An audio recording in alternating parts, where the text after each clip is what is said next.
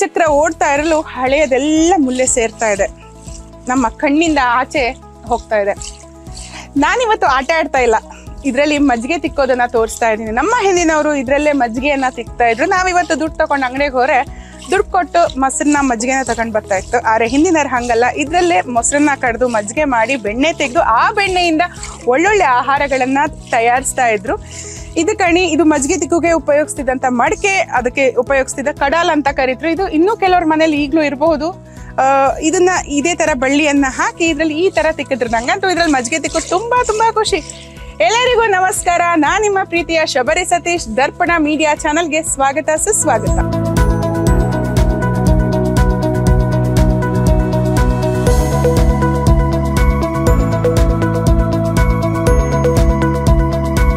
ಈ ಬೆಣ್ಣೆ ಫ್ರೆಶ್ ಆಗಿ ಈಗಷ್ಟೇ ತೆಗೆದು ಸಾಕಿತ್ತು. ಈ ಬೆಣ್ಣೆ ಇತ್ತಲ್ಲ ತುಂಬಾ ಒಳ್ಳೇದು. ಹಿಂಗೆ ನಾವು ಮಜ್ಜಿಗೆಯಿಂದ ಡೈರೆಕ್ಟ್ ಆಗಿ ತೆಗೆದು ಮಕ್ಳಿಗೆ ಕೊಡೋದ್ರಿಂದ ಕೂದಲಿಗೆ ತುಂಬಾ ಒಳ್ಳೇದು, ಆರೋಗ್ಯಕ್ಕೂ ಕೂಡ ತುಂಬಾ ಬೆನಿಫಿಟ್ಸ್ಗಳು ಕೂಡ ಇತ್ತು. ಈಗ ನಾವು ತಗೊಂಡ್ ಬಪ್ಪದು ಪ್ಯಾಕೆಟ್ ಹಾಲು, ಅದರಿಂದ ತಗೊಂಡ್ ಬಂದು ಅಡಿಗೆಯನ್ನ ಮಾಡುತ್ತೆ, ಮೊಸರನ್ನ ಮಾಡುತ್ತೆ. ಆದ್ರೆ ದನನ ನೇರವಾಗಿ ಕಡ್ದು ಅದನ್ನ ಮಜ್ಜಿಗೆ ಮೊಸರು ಮಾಡಿ ಅದರಿಂದ ತೆಗೆದಂತ ಬೆಣ್ಣೆ ನಿಜವಾಗ್ಲೂ ಆರೋಗ್ಯಕ್ಕೆ ತುಂಬಾ ಒಳ್ಳೇದು. ಹಾಗೆ ಇದೇ ಬೆಣ್ಣೆಯನ್ನ ಯೂಸ್ ಮಾಡಿ ನಾನು ನಿಮ್ಗೆ ಇವತ್ತು ಹೇಳಿಕೊಡ್ತೆ ನಮ್ಮ ಪಕ್ಕ ಸಾಂಪ್ರದಾಯಿಕ ಶೈಲಿಯ ಕೋಳಿ ಸಾರನ್ನ ಅದ್ ಹೆಂಗ್ ಮಾಡ್ಕೊಂಡೇಳಿ ಏನೇನ್ ಸಾಮಗ್ರಿಗಳು ಬೇಕು ಅನ್ನೋದನ್ನ ನಾನ್ ನಿಮ್ಗೆ ತಿಳಿಸ್ಕೊಡ್ತೆ. ಎಲ್ರು ನಮ್ಮ ಚಾನೆಲ್ ಅನ್ನ ಲೈಕ್ ಮಾಡಿ, ಶೇರ್ ಮಾಡಿ, ಸಬ್ಸ್ಕ್ರೈಬ್ ಮಾಡಿ. ಇದೇ ರೀತಿಯ ಒಳ್ಳೊಳ್ಳೆ ಅಡುಗೆಗಳನ್ನ ತಗೊಂಡ್ ಬಂದು ನಾವು ನಿಮ್ಗೆ ಹೇಳಿಕೊಡುತ್ತೆ. ಹಾಗೆ ನೀವು ನಮ್ಮನ್ನ ಶೇರ್ ಮಾಡಿ, ಲೈಕ್ ಮಾಡಿ, ಸಪೋರ್ಟ್ ಮಾಡಿ. ಅಪ್ಪಟ ಸಾಂಪ್ರದಾಯಿಕ ಶೈಲಿಯ ಕೋಳಿ ಸಾರನ್ನ ಹೇಗ್ ಮಾಡೋದು ಅನ್ನೋದನ್ನ ನಾನ್ ನಿಮ್ಗೆ ಹೇಳಿಕೊಡ್ತಾ ಇದ್ದೇನೆ. ಕೋಳಿ ಸಾರು ಮಾಡ್ಲಿಕ್ಕೆ ಬೇಕಾಗಿರೋದು ಚಿಕನ್ 1.5 kg, ನೀರುಳ್ಳಿ 5 ರಿಂದ 6, 3 ಹದ ಸೈಜಿನ ಬೆಳ್ಳುಳ್ಳಿ, ಬೇವಿನೆಲೆ, ಅದಾದ್ಮೇಲೆ 1 ದೊಡ್ಡ ಸೈಜಿನ ತೆಂಗಿನಕಾಯಿ. ಅದ್ರ ಜೊತೆಗೆ ನಾನಿವಾಗ ತೋರಿಸ್ತಾ ಇದ್ದೀನಿ ನನ್ನ ಸಂಬಾರ್ ಬಟ್ಲಲ್ಲಿ ಇನ್ನೇನು ಹೆಚ್ಚೆಚ್ಚು ಸಾಮಗ್ರಿಗಳು ಬೇಕು ಅನ್ನೋದನ್ನ ಈ ಸಂಬಾರ್ ಬಟ್ಲಿಂದ ಹಾಕಿ ನಾನು ನಿಮ್ಗೆ ತೋರಿಸ್ತಾ ಇದ್ದೀನಿ. ನನ್ನಮ್ಮ ನಂಗೆ ಹೇಳಿಕೊಟ್ಟಿದ್ದು ಕೋಳಿ ಪದಾರ್ಥಕ್ಕೆ ಯಾವಾಗ್ಲೂ ಹದ ಹೆಂಗಿರ್ಬೇಕು ಅಂದ್ರೆ 1 kg ಮಾಂಸಕ್ಕೆ 1 ಮುಷ್ಟಿ ಅಂದ್ರೆ 100 ಗ್ರಾಮ್ಸ್ನಷ್ಟು ಮೆಣಸನ್ನ ಹಾಕಕ್ಕೆ. ಇಲ್ಲಿ 1.5 kg ಇರೋದ್ರಿಂದ ನನ್ನ ಮುಷ್ಟಿಲಿ 1.5 ಮುಷ್ಟಿಯಷ್ಟು ಮೆಣಸನ್ನ ನಾನು ಹಾಕ್ತಾ ಇದ್ದೀನಿ. ಅದ್ರ ಜೊತೆಗೆ ಅದಕ್ಕೆ ಅಷ್ಟೇ 1 ಮುಷ್ಟಿಲಿ ಕೊತ್ತಂಬರಿ, ಅಂದ್ರೆ 100 ಗ್ರಾಮ್ಸ್ ಮೆಣಸಿಗೆ 100 ಗ್ರಾಮ್ಸ್ ಕೊತ್ತಂಬರಿನೇ ಹಾಕ್ಬೇಕಂತೆ. ಅರ್ಧ ಸ್ಪೂನ್ನಷ್ಟು ಜೀರಿಗೆ, 1.5 ಸ್ಪೂನ್ನಷ್ಟು ಕಾಳುಮೆಣಸು. ಇದು ನಮ್ಮ ಮನೆದ ಕಾಳುಮೆಣಸು, ಮತ್ತೆ ಹೇಳ್ತಾ ಇದ್ದೆ ನಾನು. ಆಲ್ರೆಡಿ ಹಿಂದಿನ ವಿಡಿಯೋದಲ್ಲೂ ನಿಮ್ಗೆ ಹೇಳಿದೆ. 1.5 ಸ್ಪೂನಷ್ಟು ಕಾಳುಮೆಣಸು. ನಮ್ಮ ಹಿಂದಿನವರು ಅವರು ಉಪಯೋಗ ಮಾಡಿ ತಮ್ಮ ಮುಂದಿನ ಪೀಳಿಗೆಗೂ ಅದು ಉಪಯೋಗಕ್ಕೆ ಆಗ್ಬೇಕು ಅನ್ನೋ ರೀತಿಯಲ್ಲಿ ಹೇಗೆ ಒಂದು ಸಾಮಾನನ್ನ ಇಡ್ಲಿಕ್ಕೆ ಸಂಬಾರ್ ಬಟ್ಲನ್ನ ಮಾಡಿಟ್ಟಿದ್ದಾರೆ ನೋಡಿ. ಇದರಲ್ಲಿ ಎಷ್ಟೊಂದು ಸಾಮಗ್ರಿಗಳನ್ನ ಹಾಳಾಗದಂತೆ ಕೆಡದಂತೆ ನಮ್ ದಿನಕ್ಕೆ ಬೇಕಾಗಿರೋ ಒಂದು ಸಂಬಾರ್ ಬಟ್ಲೆ ತೆಗೆದ್ರೆ ಅದರಲ್ಲಿ ನನ್ಗೆ ಒಂದು ಸಾರಿಗೆ ಬೇಕಾಗುವ ಎಲ್ಲ ಐಟಮ್ಸ್ಗಳು ಅದರಲ್ಲಿ ಇಡ್ಬೋದು. ಇದನ್ನ ತುಂಬಾ ಖುಷಿಯಲ್ಲಿ ನಾನು ತೋರಿಸ್ತಾ ಇದ್ದೆ, ತುಂಬಾ ಪ್ರೀತಿಯಿಂದ ತೋರಿಸ್ತಾ ಇದ್ದೆ. ನಮ್ಮ ದರ್ಪಣ ಮೀಡಿಯಾಕ್ಕೆ ನನ್ನ ಗೆಳತಿ ಇದನ್ನ ನೀವು ತೋರಿಸಿ ಸಂಬಾರ್ ಬಟ್ಲನ್ನ ನೀವು ಹಳೆಯ ಹಿಂದಿನವರು ಉಪಯೋಗಿಸ್ತಿದ್ದಂತ ಎಲ್ಲ ಉಪಯೋಗ ಮಾಡ್ತಿದ್ದಂತ ವಸ್ತುಗಳನ್ನ ತೋರಿಸ್ತಾ ಇದ್ದೀರಾ. ಹಾಗಾಗಿ ನನ್ನ ಹತ್ರ ಒಂದು ಸಂಬಾರ್ ಬಟ್ಲಿದೆ, ಅದು ತುಂಬಾ ಚೆನ್ನಾಗಿದೆ, ತೋರಿಸಿ ಅಂತ ನಾನು ಕಳಿಸಿಕೊಟ್ಟು ಅದನ್ನ ತುಂಬಾ ಪ್ರೀತಿನ ನಾನು ಕೂಡ ಇಲ್ಲಿ ನಿಮ್ಗೆ ತೋರಿಸ್ತಾ ಇದ್ದೀನಿ. ಇದು ನೋಡ್ಲಿಕ್ಕೂ ಕೂಡ ತುಂಬಾ ಚೆನ್ನಾಗಿದೆ. ನನ್ಗಂತೂ ತುಂಬಾನೇ ಇಷ್ಟ ಆಯ್ತು ಇದು. ನೋಡಿ ಅದು ಅಷ್ಟು ಗಟ್ಟಿಯಾಗಿದೆ ಕೂಡ, ಹಿಡಿಲಿಕ್ಕೂ ತುಂಬಾ ಚೆನ್ನಾಗಿದೆ. ಸೊ ಈಗಿದೆ ಅಂತ ಅಂದ್ರೆ ನಾವು ತಗೊಂಡ್ ಬರ್ಬೋದು, ಹುಡುಕಿ ಸಾಮಾನು ಇಡೋಕ್ ನಾವು ತಗೊಂಡ್ ಬರ್ತದೆ. ಅದನ್ನ ಉಪಯೋಗಿಸೋಕೆ ಅದು ತಗೊಂಡ್ ಬಂದ್ರ ಮೇಲೆ ಅದು ಉಪಯೋಗ ಆಗ್ತಾ ಇಲ್ಲ ಅನ್ನೋದು ಮತ್ತೆ ನಾವು ಅದನ್ನ ಡಿಸೈಡ್ ಮಾಡ್ಬೇಕಾಗ್ತಾರೆ. ಹಿಂದಿನ ವಸ್ತುಗಳು ಯಾವುದು ಹಂಗೆ ಅದು ಎಷ್ಟೇ ವರ್ಷ ಇಟ್ಟರು ಅಷ್ಟು ಬಾಳಿಕೆ ಬರ್ತದೆ, ಅಷ್ಟು ಚಂದಾಗಿ ಅದನ್ನ ಅಷ್ಟು ಪ್ರೀತಿಯಿಂದ ಅಷ್ಟು ಜಾಗ್ರತೆಯಿಂದ ಅದನ್ನ ಕಾಪಾಡ್ಕೊಂಡು ಬರ್ತಾರೆ.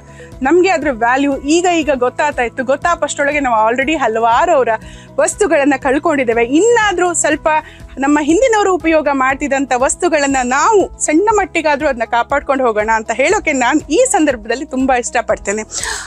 ಆಮೇಲೆ ಅದ್ರ ಜೊತೆಗೆ ಈ ಮಸಾಲೆಗೆ ಸ್ವಲ್ಪ ಅರಿಶಿಣ,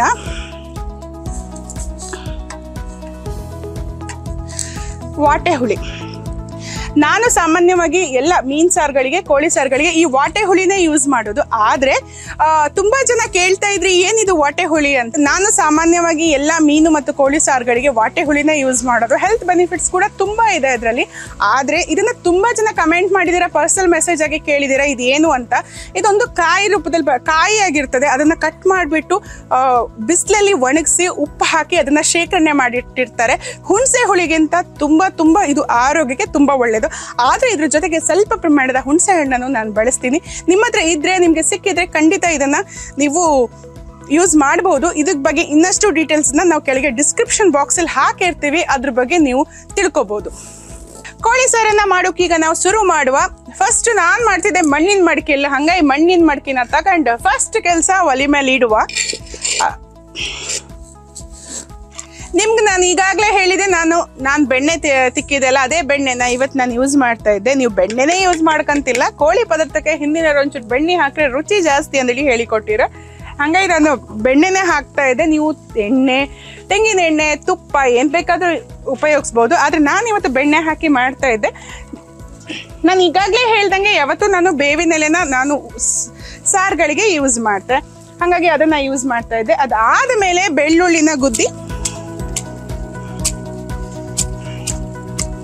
ಅದು ಅಲ್ಲೇ ಫ್ರೈ ಆಗ್ತಾ ಇರಲಿ, ಅಷ್ಟರೊಳಗೆ ಬೆಳ್ಳುಳ್ಳಿನ ಕುಟ್ಟಿ ಹಾಕುವ. ನಾವು ಇದರಲ್ಲಿ ಎಂತ ಅಂದ್ರೆ ಒಂದು ಗಡ್ಡೆ ಅಷ್ಟು ಬೆಳ್ಳುಳ್ಳಿನ ಇಲ್ಲಿ ಹಾಕುವ, ಒಂದು ಗಡ್ಡೆ ಅಷ್ಟನ್ನ ಮಸಾಲೆಗೆ ಯೂಸ್ ಮಾಡಿದೆ ನಾನು. ಸೊ ಒಂದು ಗಡ್ಡೆ ಬೆಳ್ಳುಳ್ಳಿನ ಇಲ್ಲಿ ನಾನು ಹಾಕ್ತಾ ಇದ್ದೆ.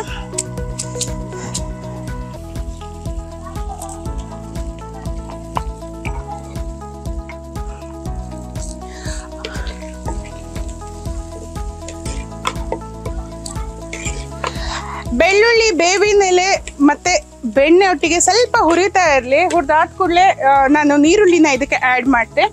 ಇದರಲ್ಲಿ ಒಂದು 5 ನೀರುಳ್ಳಿ ತಗೊಂಡಿದ್ದೆ, ಇನ್ನೊಂದು ನೀರುಳ್ಳಿನ ನಾನು ಮಸಾಲೆಗೆ ಆ್ಯಡ್ ಮಾಡಿದೆ.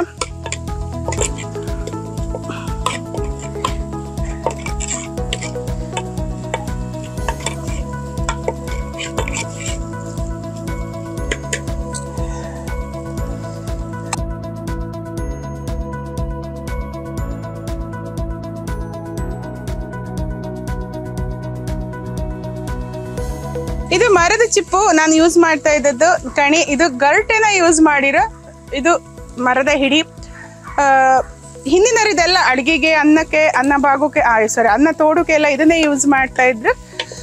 ನಾವಿವತ್ತು ಒಂದ್ ಸ್ವಲ್ಪ ಉಳಿದ್ನ ತಗೊಂಡು, ಅಂದ್ರೆ ಎಲ್ಲ ಹಾಳಾಗಿ ಹೋಯ್ತು, ಅದ್ರಲ್ಲಿ ಮತ್ತೆ ಪುನಃ ಕೆಲವೊಂದಿಷ್ಟನ್ನ ಹಿಡ್ಕೊಂಡು ನಾವಿವತ್ತು ಇದ್ರಲ್ಲಿ ತೋರಿಸ್ತಾ ಇತ್ತು. ಎಂತಕೋ ಮರ್ರೆ, ಈ ಗಾಳಿ ನನ್ಗೆ ಭಾರಿ ರಗಳಿ ಕೊಡ್ತಾ ಇತ್ತು, ಬಂದು ನನ್ನ ಮುಖಕ್ಕೆ ಹೋಗಿ ಹಾರಿಸ್ತಾ ಇತ್ತು.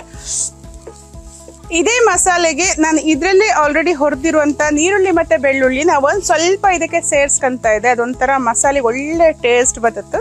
ಇದಕ್ಕೆ ವಾಟೆ ಹುಳಿನ ಎಲ್ಲ ಸೇರಿಸಿ ನಾನು ಒಳಗೆ ಹೋಗಿ ಕಡುಕಲ್ಲಲ್ಲಿ ಕಡ್ಕೊಂಡ್ ಬತ್ತೆ. ಇದನ್ನ ಕಡ್ಕೊಂಡ್ ಬಂದು ಇದ್ರ ಜೊತೆಗೆ ಒಂದು ಕಾಯಿನ ನಾನು ಹಾಲಿಗೆ ರೆಡಿ ಮಾಡ್ಕೊಂಡು ಬತ್ತೆ. ಒಂದು ಕಾಯಿನ ನಾನು 1.5 kg ಕೋಳಿಗೆ ನಾನು ಯೂಸ್ ಮಾಡಿದೆ. ಒಂದು ಕಾಯಿನ ಹಾಲು ತೆಗೋಕೆ ರೆಡಿ ಮಾಡ್ಕೊಂಡು ಬತ್ತೆ. ನಾನಿಲ್ಲಿ ಯಾವುದೇ ರೀತಿಯ ಗರಂ ಮಸಾಲೆಗಳನ್ನ ಬಳಸ್ತಾ ಇಲ್ಲ. ಕೆಲವರಿಗೆ ಸ್ವಲ್ಪ ಈ ತರ ಅಡಿಗೆಯಲ್ಲೂ ಗರಂ ಮಸಾಲೆ ಇಷ್ಟ, ಚಕ್ಕೆ ಲವಂಗಗಳನ್ನ ಬಳಸ್ತಾರೆ, ಆದ್ರೆ ನಾನು ಬಳಸ್ತಾ ಇಲ್ಲ. ನಿಮ್ಗೆ ಅದು ನಿಜವಾಗ್ಲೂ ಇಷ್ಟ ಆಗಿದ್ರೆ ಖಂಡಿತ ಸ್ವಲ್ಪ ಪ್ರಮಾಣದಲ್ಲಿ ಆಡ್ ಮಾಡ್ಕೋಬಹುದು. ಇಲ್ಲಿ ಯಾಕೆ ನಾನು ಈರುಳ್ಳಿನ ಜಾಸ್ತಿ ಸಣ್ಣ ಫ್ರೈ ಮಾಡ್ಕೊಂಡು ಅಂತ ಹೇಳ್ತಾ ಇದ್ರೆ, ಇಲ್ಲ ಏನಾದ್ರೂ ನಾವು ನಾಟಿ ಕೋಳಿನ ಯೂಸ್ ಮಾಡ್ತಾ ಇದ್ರೆ ನಾಟಿ ಕೋಳಿನ ತುಂಬಾ ಬೇಯಿಸ್ಕತ್ತು, ಹಂಗಾಗಿ ಅದ್ರ ಜೊತೆ ನೀರುಳ್ಳಿ ಕರ್ಗಿ ಹೊತ್ತು. ನಾನು ಇವತ್ತು ಯೂಸ್ ಮಾಡ್ತಾ ಇಪ್ಪದು ನಾಟಿ ಕೋಳಿ ಅಲ್ಲ, ಬ್ರಾಯ್ಲರ್ ಕೋಳಿನ ಯೂಸ್ ಮಾಡ್ತಾ ಇದೆ. ಅದು ಬೇಗ ಕರ್ಗುತ್ತೆ, ಹಾಗಾಗಿ ಕೋಳಿ ಮತ್ತೆ ನೀರುಳ್ಳಿ ಕರಗಿಸೋ ಹೊತ್ತಿಗೆ ಕೋಳಿನೇ ಕರ್ಗಿ ಹೊತ್ತು. ಹಂಗಾಗಿ ಇದನ್ನ ಆಲ್ರೆಡಿ ಅಂದ್ರೆ ಫಸ್ಟೇ ನಾವು ಅದನ್ನ ಚಂದ ಮಾಡಿ ಫ್ರೈ ಮಾಡ್ಕೊಂಬ, ಸಣ್ಣ ಕೆಂಪಾಗೋ ತನಕ ನಾವು ಅದನ್ನ ಫ್ರೈ ಮಾಡ್ಕೊಂಬ. ಇದಕ್ಕೆ ಯಾವುದೇ ಒಂದು ಒಗ್ಗರಣೆಗೆ ಇಟ್ಟದ ಇಲ್ಲಿ ಯಾವ್ದಾದ್ರು ಫ್ರೈ ಇಟ್ಟದ್ದು ಅದು ಬೇಗ ಕರಗಕ್ಕಂದ್ರೆ ಒಂದು ಟಿಪ್ ಇತ್ತು. ಎಂತ ಟಿಪ್ಸ್ ಅಂದ್ರೆ ಅದಕ್ಕೆ ಸಕ್ಕರೆ ಅಥವಾ ಉಪ್ಪನ್ನ ಆಡ್ ಮಾಡ್ಕೊಂಡು, ಹಂಗೆ ಇಲ್ಲಿ ಕೋಳಿ ಪದಾರ್ಥ ಆದ್ರಿಂದ ಸಕ್ಕರೆ ಆಡ್ ಮಾಡೋಕತ್ತಿಲ್ಲ, ಹಂಗಾಗಿ ನಾನು ಸ್ವಲ್ಪ ಉಪ್ಪನ್ನ ಇದಕ್ಕೆ ಆಡ್ ಮಾಡ್ತಾ ಇದ್ದೆ, ಅದು ಬೇಗ ಕರಗುತ್ತೆ. ಹಂಗಾಗಿ ಅದನ್ನ ನಾನು ಆಡ್ ಮಾಡ್ತಾ ಇದ್ದೆ. ಇದು ಆಯ್ತು, ಆಲ್ಮೋಸ್ಟ್ ಒಳ್ಳೆ ಫ್ರೈ ಆಯ್ತು. ಆಹಾ, ಬೆಳ್ಳುಳ್ಳಿ, ಬೆಣ್ಣೆ, ನೀರುಳ್ಳಿ, ಬೇವಿನೆಲೆ ಸ್ಮೆಲ್ ಎಲ್ಲ ಆಯ್ಕಿತ್ತು. ಇದಕ್ಕೆ ನಾನು ಚಿಕನ್ ಅನ್ನ ಆಡ್ ಮಾಡ್ತಾ ಇದ್ದೆ. ಆದ್ರೆ ಎಂತ ಗೊತ್ತಾ, ಈ ಕೊನಿನ ಫಸ್ಟ್ ಅಲ್ಲಿ ಆಡ್ ಮಾಡ್ರೆ ಕರ್ಗಿ ಹೊತ್ತು, ಅದನ್ನ ಸ್ವಲ್ಪ ಹೊತ್ತು ಇದನ್ನ ಬೆಂದಾದ್ಮೇಲೆ ಮಸಾಲೆ ಆಡ್ ಮಾಡೋತ್ತಿಗೆ ನಾನು ಇದನ್ನ ಆಡ್ ಮಾಡ್ತೆ.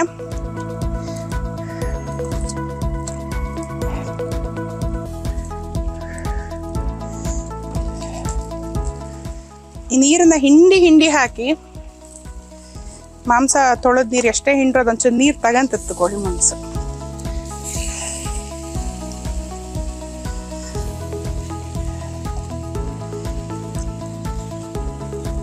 ಇದು ಸಣ್ಣ ಉರಿಯಲ್ಲಿ ಹಿಂಗೆ ಬೇಯ್ತಾ ಇರಲಿ. ಬೇಕಾದ್ರೆ ಇದಕ್ಕೊಂಚೂರು ನೀವು ಅರಿಶಿಣನ ಆ್ಯಡ್ ಮಾಡ್ಕೊಂಡ್ಲಕ್ಕ, ನಾವು ಮಸಾಲೆಗೆ ಅರಿಶಿಣ ಹಾಕಿತ್ತಲ್ಲ, ಹಂಗಾಗಿ ನಾನು ಮತ್ತಿಲ್ಲಿ ಹಾಕೋಕೆ ಹೋಯಿಲ್ಲ. ಸೊ ಇದು ಸಣ್ಣ ಉರಿಯಲ್ಲಿ ಬೇಯ್ತಾ ಇರಲಿ. ಅಷ್ಟರಲ್ಲಿ ನಾವು ಕಾಯಿ ಹಾಲನ್ನು ರೆಡಿ ಮಾಡ್ಕೊಂಬ. ಒಂದು ಕಾಯಿನ ಸಣ್ಣ ಕಡ್ಕೊಂಡು ಬಂದಿತ್ತು, ಇದ್ರ ಹಾಲು ತಕೊಂಬ ಫಸ್ಟ್. ಈಗ ಹಾಲೆಲ್ಲ ರೆಡಿ ಸಿಕ್ಕತ್ತ, ಬಟ್ ನಾವೇ ಕಾಯಿ ಹಾಲು ತೆಗೆದು ಮಾಡ್ರೆ ಅದ್ರ ಟೇಸ್ಟೇ ಬೇರೆ ಇರುತ್ತೆ. ಇದು ದಪ್ಪ ಹಾಲು ಅಂತ, ಫಸ್ಟ್ ಹಾಲು ತೆಗಿತ್ತಲ್ಲ ಇದನ್ನ ದಪ್ಪ ಹಾಲು ಅಂತ ಕರೀತಾರ. ಅಂದ್ರೆ ನಾವು ಕುಂದಾಪುರ ಬದಿಗೆ ಹೇಳಿದ್ರೆ ತಂಬ ಹಾಲು ಅಂತ, ತಂಬ ಹಾಲು. ಇದನ್ನ ಲಾಯ್ಕ್ ಮಾಡಿ ಸೈಡ್ ಹಂಗೆ ಇಡುವ. ಇದು ಕೆಲಸ ತಡ ಇತ್ತು, ಇದ್ರ ಕೆಲಸ ಅಷ್ಟರೊಳಗೆ ಬೇರೆ ಕೆಲಸ ಮುಗಿಸ್ಕೊಂಬ.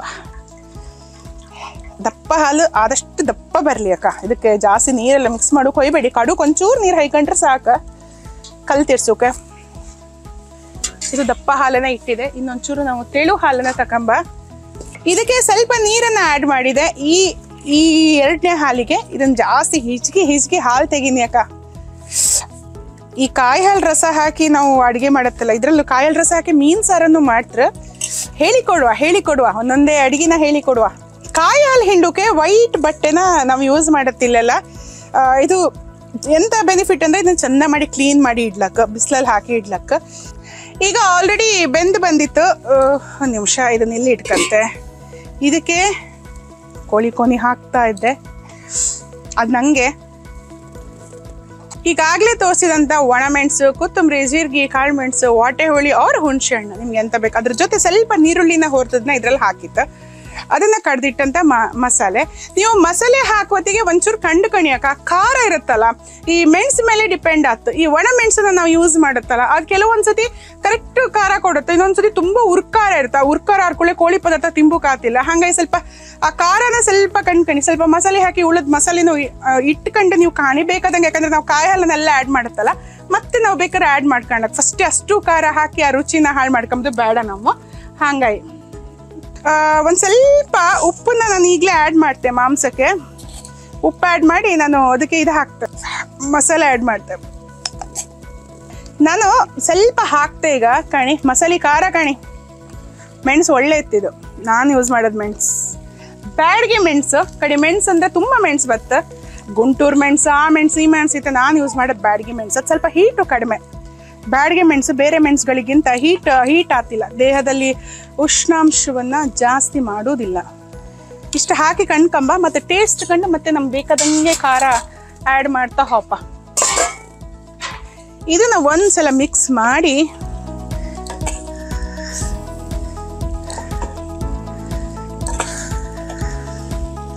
ಇದ್ರೊಟ್ಟಿಗೆ ಎರಡನೇ ತೆಗೆದ ಹಾಲಿತ್ತಲ್ಲ ಅದನ್ನ ನಾನು ಈಗಲೇ ಹಾಕ್ತಾ ಇದ್ದೆ.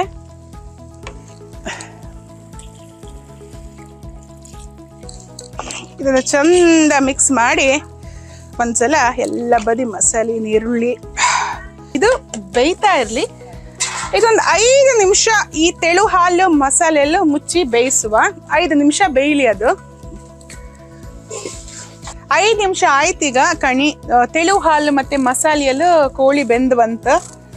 ಈಗ ಅದಕ್ಕೆ ನಾನು ಇಂಪಾರ್ಟೆಂಟ್ ದಪ್ಪ ಕಾಯಿ ಹಾಲು. ಈ ಕಾಯಿ ಹಾಲು ಕಣಿ ಹಿಂಗೆ ದಪ್ಪ ಕೈ ಬೆರಳಂಗೆ ಬದತ್ತು. ದಪ್ಪ ಕಾಯಿ ಹಾಲು ಅಂದ್ರೆ ಇದೆ. ಸೊ ಈ ದಪ್ಪ ಕಾಯಿ ಹಾಲು ಇದಕ್ಕೆ ಟೇಸ್ಟ್ ಕೊಡೋಲ್ಲಿ ಮುಖ್ಯ ಪಾತ್ರ ವಹಿಸುತ್ತೆ. ಫಸ್ಟ್ ಹಾಲೇ ನೀವು ನೀರು ತಕೊಂಡು ಕೋಳಿ ಸಾರು ಲೈಕ್ ಇಲ್ಲ ಅಂದ್ರೆ ನಂಗಂತೂ ಬೈಬೇಡಿ, ದಪ್ಪ ಹಾಲನ್ನ ತಕಣಿ ಅಕ್ಕ. ಈಗ ನಾನು ಈ ದಪ್ಪ ಕಾಯಿ ಹಾಲನ್ನ ಆ್ಯಡ್ ಮಾಡ್ತಾ ಇದ್ದೆ.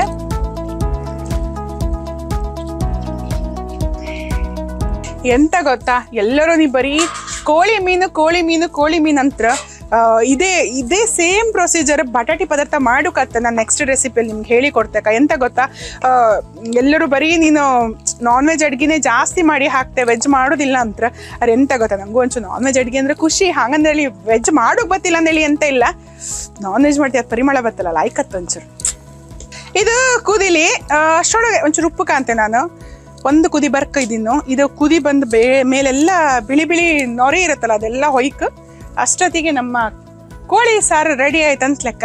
ಇದಕ್ಕೆ ನಾನು ಹೇಳ್ತೆ ಕೇಳಿ, ಕಾಂಬಿನೇಷನ್ ಯಾವುದಿಲ್ಲ ಲೈಕ್ ಅದು ಗೊತ್ತಾ, ನೀರು ದೋಸೆ, ಉದ್ದಿನ ದೋಸೆ, ಕೊಟ್ಟೆ, ಕೋಳಿ ರೊಟ್ಟಿ, ಮತ್ತು ಇನ್ನೂ ರಾಗಿ ಮುದ್ದೆ ಒಟ್ಟಿಗೂ ಲಾಯ್ಕ್ ಅತ್ತ. ಬಟ್ ಈಚಿನ ಒಂಚೂರು ರಾಗಿ ಮುದ್ದೆ ತಿಂಬುದು ಕಮ್ಮಿ. ಬ್ಯಾಂಗ್ಳೂರ್ ಬದಿಯರ, ಆ ಬದಿಯರ, ಹಾಸನ ಬದಿಯರೆಲ್ಲ ರಾಗಿ ಮುದ್ದೆ ತಿಂತಾರಲ್ಲ, ಆ ರಾಗಿ ಮುದ್ದೆಗೂ ಈ ಕೋಳಿ ಸಾರು ಸೂಪರ್. ಇನ್ನೂ ಒಂದು ಸ್ಪೆಷಲ್ ರೆಸಿಪಿ ಇತ್ತು, ಹಲಸಿನ ಹಣ್ಣಿನ ಕಡುಬು.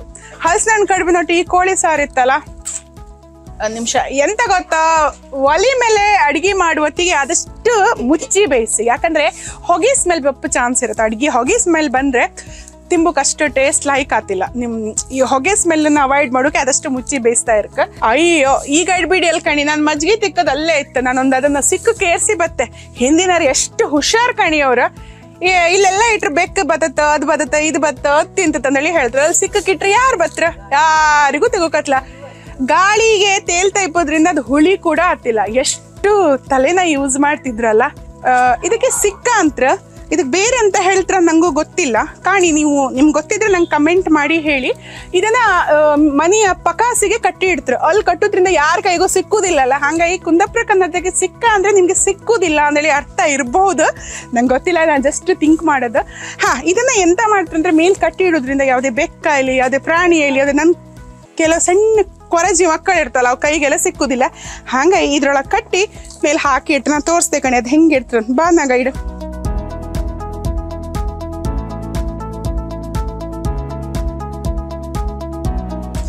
ಸೊ ಹಿಂಗೆ ಕಟ್ಟಿ ಹಿಂಗೆ ಇದನ್ನ ಮನೆ ಮೇಲೆ ಪಕಾಸಿಗೆ ಕಟ್ಟಿ ಇಡ್ತಾರೆ. ಸೊ ಇದು ಫುಲ್ ಸೇಫ್, ಯಾರ ಕೈಗೂ ಸಿಕ್ಕೋದಿಲ್ಲ. ಆಲ್ಮೋಸ್ಟ್ ಪದಾರ್ಥ ಆಯ್ತು. ಈಗ ಕಾಂಬ ನಾನು ಓಪನ್ ಮಾಡ್ತಿದ್ದೆ. ಮರ್ರಿ ಬೆಂಕಿ ಎಂತಕ್ಕೆ ನೋಕಣಿ, ಇವತ್ತು ನಂಗೆ ಭಾರಿ ರಗಳಿ ಕೊಡ್ತಿತ್ತು.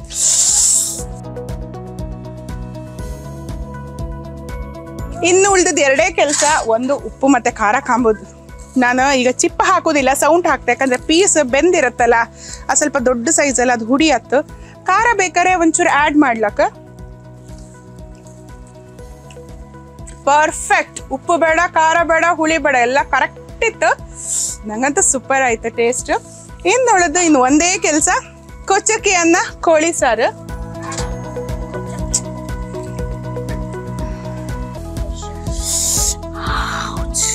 ಬಿಸಿ ಬಿಸಿ ಕೋಳಿ ಸಾರು.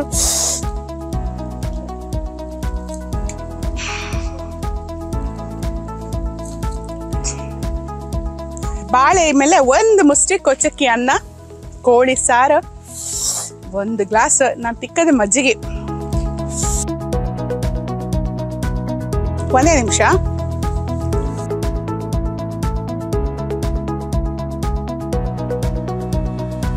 ಇಷ್ಟೊತ್ತು ನೀವು ಕಂಡದ್ದು ಕೋಳಿ ಸಾರು, ಕೊಚ್ಚಕ್ಕಿ ಅನ್ನ. ಸೂಪರ್ ಕಾಂಬಿನೇಷನ್, ನೀವು ಟ್ರೈ ಮಾಡಿ. ಹಾಗೆ ಈ ದರ್ಪಣ ಮೀಡಿಯಾದಲ್ಲಿ ಇನ್ನೂ ಇಂಥ ಹಲವಾರು ಸಾಂಪ್ರದಾಯಿಕ ಅಡುಗೆಗಳನ್ನ ಅಥವಾ ಹೊಸ ಹೊಸ ಅಡುಗೆಗಳನ್ನ ನಾವು ತಗೊಂಡು ಬದತ್ತ. ನೀವು ಮಾಡ್ಕೋದಿಷ್ಟೇ, ಲೈಕ್ ಮಾಡಿ, ಶೇರ್ ಮಾಡಿ, ಸಬ್ಸ್ಕ್ರೈಬ್ ಮಾಡಿ. ನಮಸ್ಕಾರ.